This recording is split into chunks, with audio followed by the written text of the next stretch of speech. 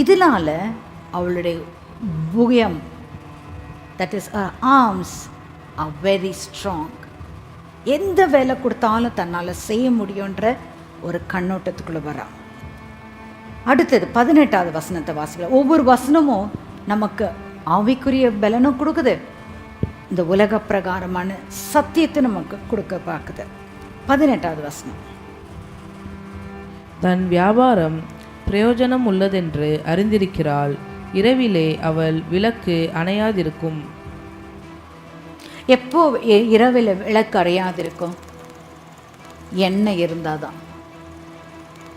So எல்லா தேவைகளும் சந்திக்கப்படுது. இதில் ஒரு முக்கியமானது என்னதுன்னா, அவள் கையை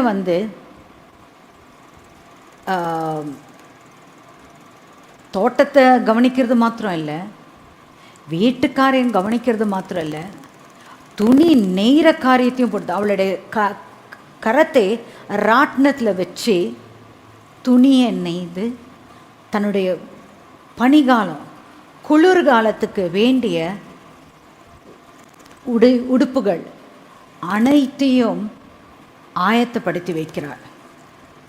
அவள் குடும்பம் வரப்போகிற பனிகாலத்துக்கு கவலையே இல்லை. அது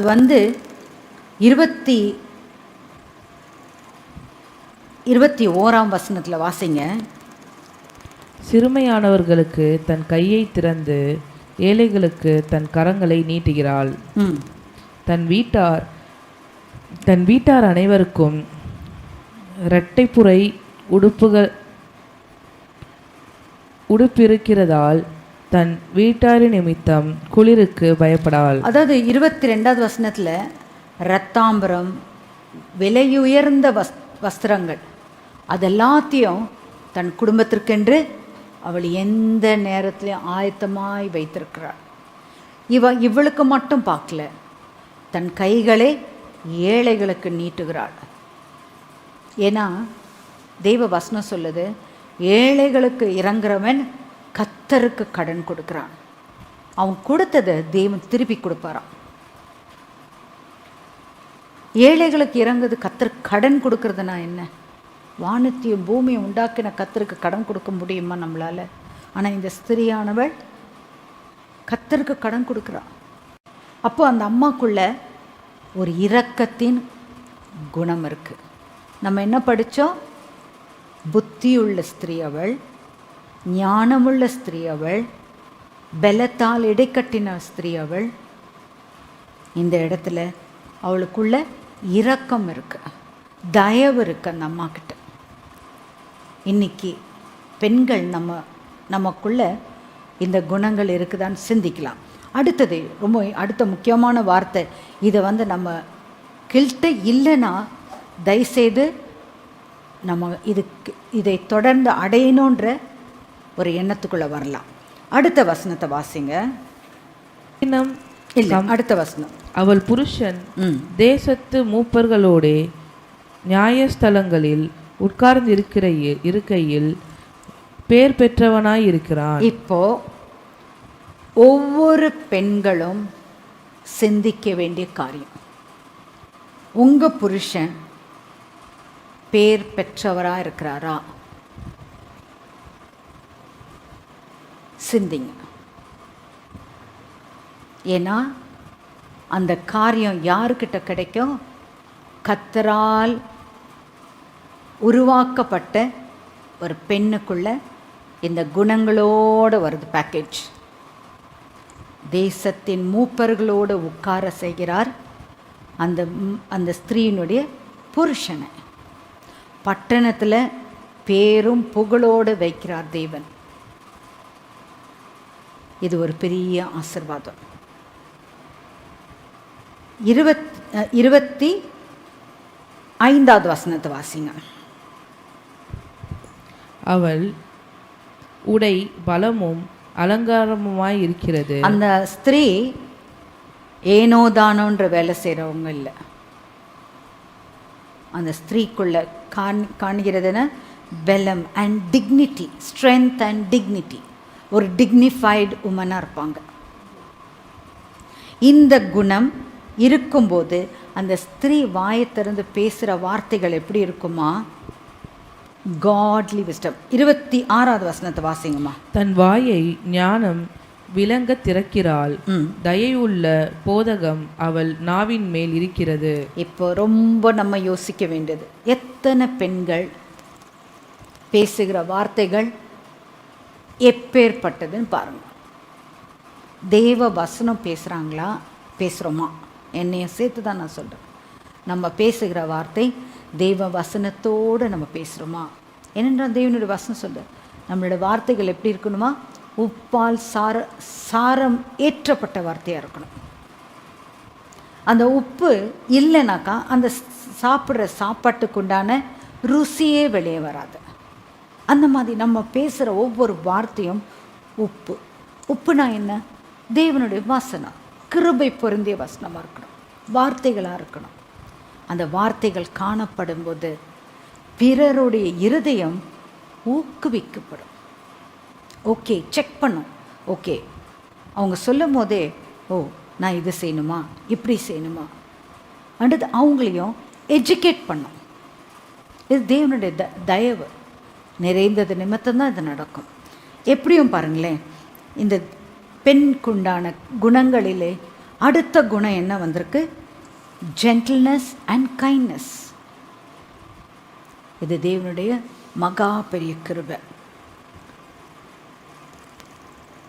அடுத்த வசனம் வாசிங்க. அவள் சோம்பலின் அப்பத்தை புசியாமல் தன் வீட்டு காரியம் எப்படி நடக்கிறது என்று கண்ணோக்கமாய் இருக்கிறாள். அவள் பிள்ளைகள் எழும்பி அவளை பாக்கியவதி என்கிறார்கள். அவள் புருஷனும் அவளை பார்த்து, அநேகம் பெண்கள் குணசாலியாய் இருந்ததுண்டு, நீயோ அவர்கள் எல்லாருக்கும் மேற்பட்டவள் என்று அவளை புகழ்கிறான். சௌந்தரியம் வஞ்சனை உள்ளது, அழகும் வீண். கர்த்தருக்கு பயப்படுகிற ஸ்திரீயே புகழப்படுவாள். அவள் கைகளின் பலனை அவளுக்கு கொடுங்கள், அவளுடைய செய்கைகள் வாசல்களில் அவளை புகழ கடவது. ஆக்சுவலாக இங்கிலீஷில் என்ன போடுனா, சிட்டி கேட்ஸ், அதாவது பட்டணம் முழுவதும் அவளை குறித்து பேசப்படுகிற ஒரு வார்த்தை. பிள்ளைங்க எழுந்திரிச்சு சொன்னாங்க, you are the best mother. புருஷன் சொல்கிறாங்க, அநேக ஸ்திரீகள் உண்டு, ஆனால் you are the best woman.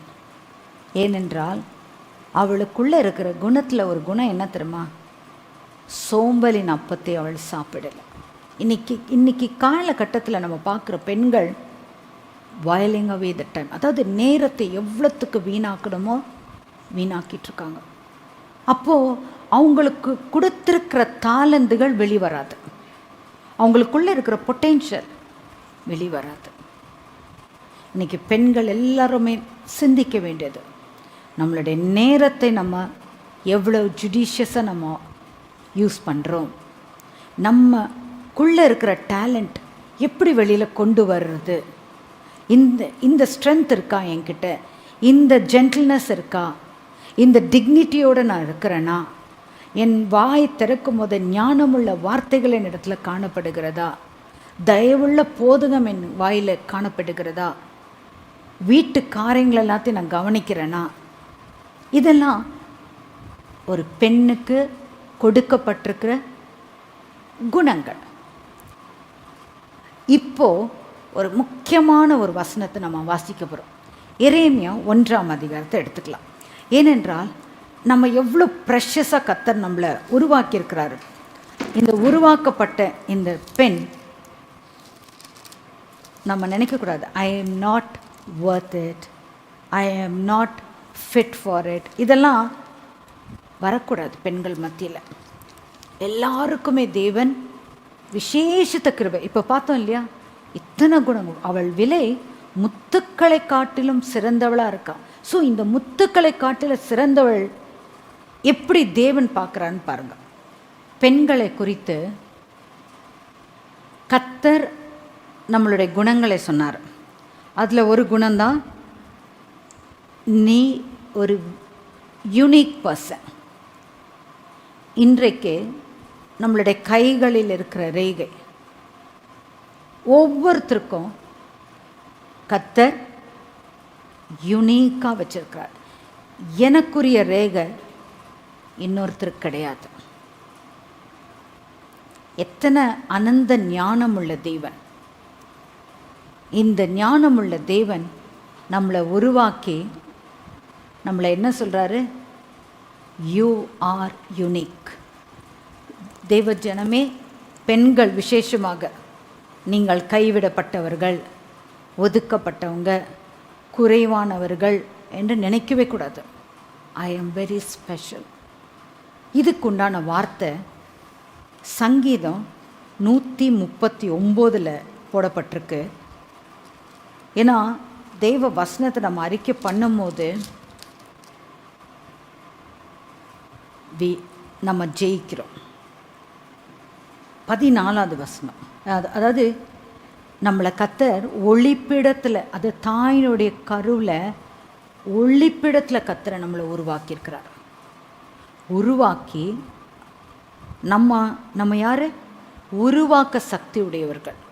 நம்ம வயிற்றில் குழந்தை உருவாக்குறதுக்கு கர்த்தர் கொடுத்துருக்கிற ஒரு விசேஷத்தை கிருபை பெண்களுக்கு கொடுத்துருக்காரு. அது குழந்தைக்குண்டான எல்லா வளர்ச்சி,